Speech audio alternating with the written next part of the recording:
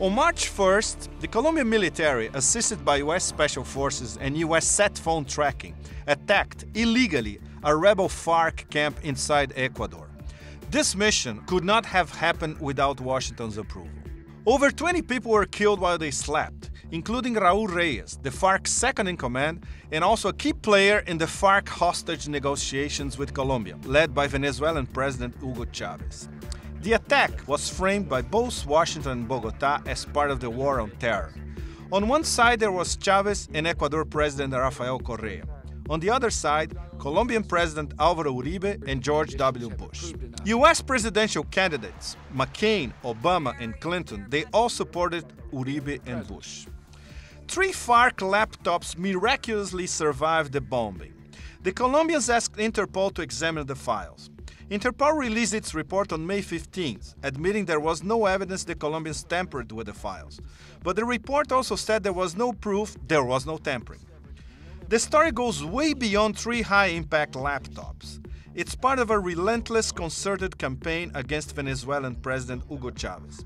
To better understand this South American thriller, I spoke to Forrest Hylton, one of the foremost US experts in South America and author of Evil Hour in Colombia.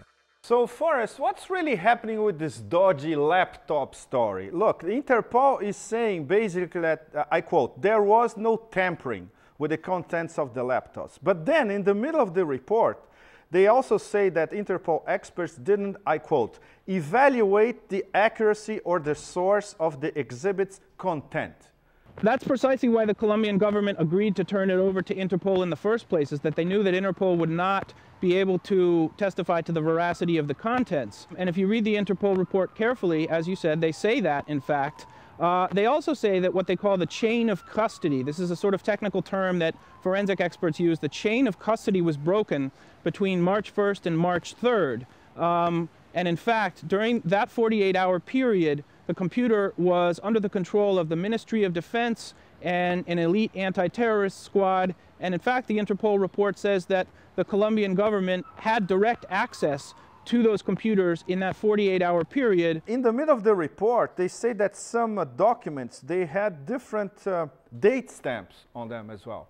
So this proves that they could have been tampered. Absolutely. They could have been tampered with, and the only source that says they were not tampered with is the interested party, which is to say the Colombian government itself. So what this is really all about is manufacturing threats.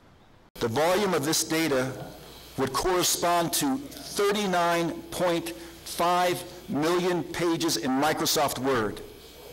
39.5 million pages. It would take more than 1,000 years, to read all the data if one person read 100 pages per day. So how could the Colombian government read them in 2 or 3 days? Well, see, this was one of the most remarkable things about the whole incident of Colombia's violation of Ecuadorian sovereignty on March 1st when it bombarded this guerrilla camp in which the FARC's top negotiator Raul Reyes was located. They were able to produce an interpretation of the documents on the laptop within 24 hours. Almost as frightening as this whole process is the way the media spun the whole thing, especially here in the US. I'll quote you what the Wall Street Journal said. Interpol's certification proves that Mr. Chavez is trying to destabilize a US ally. He's a proven supporter of terrorism in our own hemisphere. And the New York Times, the same thing, you know, their May 16 headline. Files tie Venezuela to rebels not altered, report says. So the media is indicting Chavez.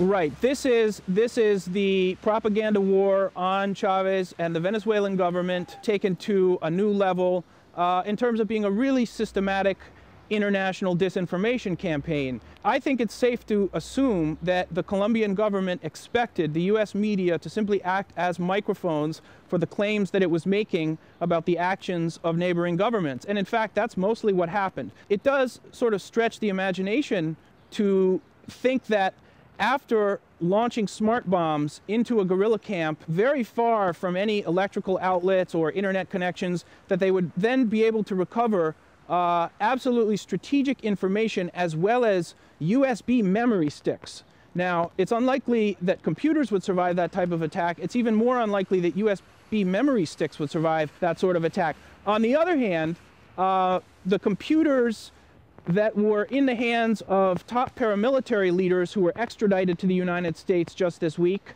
are miraculously missing, even though those computers were under the authority of the prison authorities in Colombia, in PEC. So the Colombian government has an astonishing ability to recover computer files belonging to the FARC, and at the same time to lose track of, lose sight of, or even to actively disappear computer materials from its paramilitary allies. And obviously none of this will be touched by the American press, right?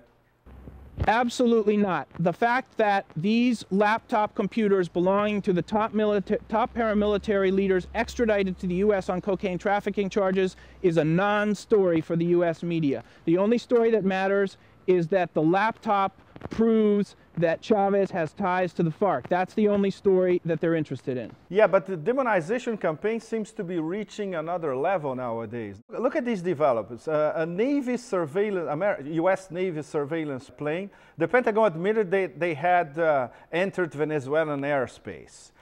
They are trying to resurrect, in fact, the force fleet. And on top of it, the Pentagon plans to build a Colombian military base near Venezuela's border. So where are we heading next? This is, along with the disinformation campaign, there's clearly a sort of escalation of provocations. And I would say that it's roughly similar in some ways to the escalation of provocations with Iran. And it's very hard to know what is happening inside the Bush administration right now. At no point has it been characterized by transparency. And in that respect, it's very much like the Colombian regime of Alvaro Uribe. They're joined at the hip. They're sort of Siamese twins. But right now, it's not clear what exactly is going on in terms of this sort of escalation of provocations. But it looks very much like the pattern we see in Iran. And it's incredibly worrisome because Colombia's violation of Ecuadorian sovereignty was one of the gravest breaches of diplomacy in the hemisphere in some time. And instead of kind of drawing back and really, rethinking that type of policy of provoking its neighbors, Colombia has continued on the same path and has been encouraged to do so by the United States and the U.S. media. But I agree with you that this has clearly reached kind of a new level of tension and polarization and provocation.